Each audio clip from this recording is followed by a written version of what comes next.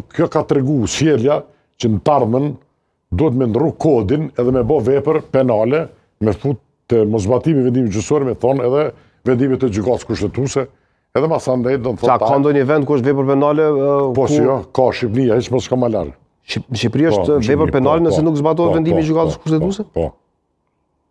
Me çka rrezikon shembull? Ka dikush sikur çdo vendim gjyqi që nuk e zbaton. Ka disa shtete shumë pak. Shumica e raste standardi është si te na. Domethënë autoriteti morale, profesional e bën, por ka raste, do të thotë që përcaktohet edhe sanksioni penal.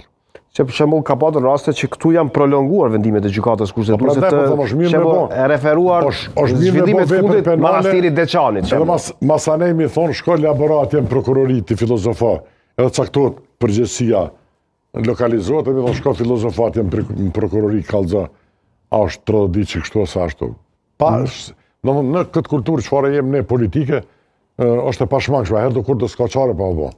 Si e pat këtë zhvillimin e fundit përse takon opsionit të zbatohet ose jo vendimi i gjykatës kushtetuese për manastirin e Deçanit, rasti Rashić. Shikoni, unë prej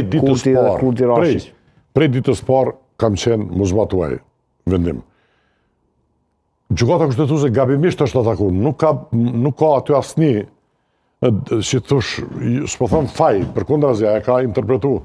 Gjykata kushtetuese në bazë letrave ka interpretuar si diçka që është e kryme në një periudhë kur autoriteti jurisdiksional i UNMIK-ut ka qenë i plot në çështje gjyqësore.